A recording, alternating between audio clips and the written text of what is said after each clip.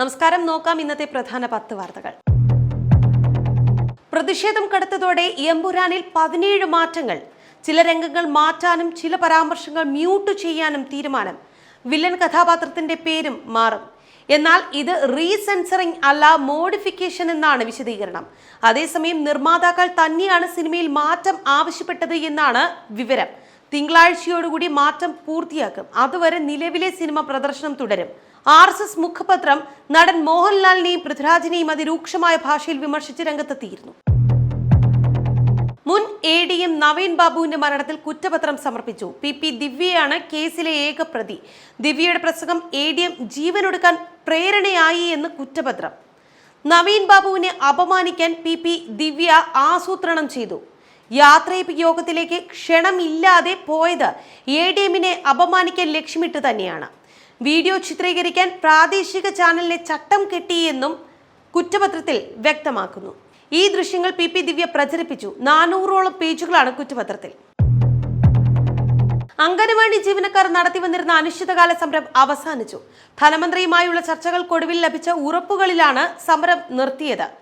Secretariat പടിക്കൽ അംഗനവാടി ജീവനക്കാർ രാപ്പകൽ സമരം ആരംഭിച്ചിട്ട് ഇന്നേക്ക് 13 ദിവസം. 3 മാസത്തിനകം പ്രശ്നങ്ങൾ പഠിച്ച് പരിഹരിക്കാമെന്ന് ധനമന്ത്രി ഉറപ്പു നൽകിയതായി സമരക്കാർ. വേതന വർധനവ് ഉൾപ്പെടെയുള്ള വിവിധ ആവശ്യങ്ങൾ ഉന്നയിച്ചായിരുന്നു ഇവരുടെ സമരം. നിമിഷപ്രിയയുടെ വധശിക്ഷ ഉടൻ നടപ്പിലാക്കുമെന്ന് അഭ്യൂഹം. ശിക്ഷ നടപ്പിലാക്കാനുള്ള തീയതി നിശ്ചയിച്ചുവെന്ന് നിമിഷപ്രിയയുടെ സന്ദേശം. വധശിക്ഷയ്ക്ക് അധികൃതർക്ക് അറിയിപ്പ് ലഭിച്ചുവെന്ന് നിമിഷപ്രിയ. ജയിലിലേക്ക് ഒരു അഭിഭാഷകയുടെ ഫോൺ വിളി എത്തിയെന്നും സന്ദേശം. അതേസമയം അറിയിപ്പ് ലഭിച്ചില്ലെന്ന് യമനിലെ ജയിൽ അധികൃതർ. IB ഉദ്യോഗസ്ഥ മേഘയുടെ മരണത്തിൽ കൂടുതൽ ആരോപണങ്ങളുമായി കുടുംബം രംഗത്ത്. മേഘ ട്രെയിനിന് മുന്നിൽ ചാടുമ്പോൾ ഫോണിൽ സംസാരിച്ചിരുന്നത് മലപ്പുറം സ്വദേശിയായ സുകാന്ത് സുരേഷിനോടാണ് എന്ന് കുടുംബം. മകൾക്ക് സുകാന്ത് സുരേഷിൽ നിന്ന് ഭീഷണിയുണ്ടായിരുന്നു. മകളെ സാമ്പത്തികമായി ഇയാൾ ചൂഷണം ചെയ്തിരുന്നുവെന്നും മകളുടെ അക്കൗണ്ടിൽ വെറും 80 രൂപ മാത്രമാണ് ഉണ്ടായിരുന്നത് എന്നും കുടുംബം. സെക്രട്ടേറിയറ്റ് പടിക്കൽ സമരത്തിൽ പങ്കെടുത്ത ആശാ വർക്കർമാർക്ക് തടഞ്ഞുവെച്ച ഓണറേറിയം വിതരണം ചെയ്തു തുടങ്ങി. ആലപ്പുഴയിലെ ആശമാർക്കാണ് 7000 രൂപ ലഭിച്ചത്. വിവിധ PHCയിലെ ആശാ വർക്കർമാർക്ക് ഓണറേറിയം അവരുടെ ബാങ്ക് അക്കൗണ്ടിൽ ലഭിച്ചു. കൊച്ചിയിൽ ഓട്ടോറിക്ഷയിൽ കടത്തുകയായിരുന്ന 2 കോടി രൂപ പിടിച്ചെടുത്തു. കൊച്ചി വെല്ലിംഗ്ടൺ ഐലൻഡിൽ നിന്നാണ് പണം പിടികൂടിയത്. കള്ളപ്പണമാണോ എന്നതിൽ പരിശോധന നടക്കുന്നുണ്ട്. ഓട്ടോ ഡ്രൈവറായ രാജഗോപാൽ, ബീഹാർ സ്വദേശി സബീഷ് അഹമ്മദ് എന്നിവരെ പോലീസ് കസ്റ്റഡിയിലെടുത്തു.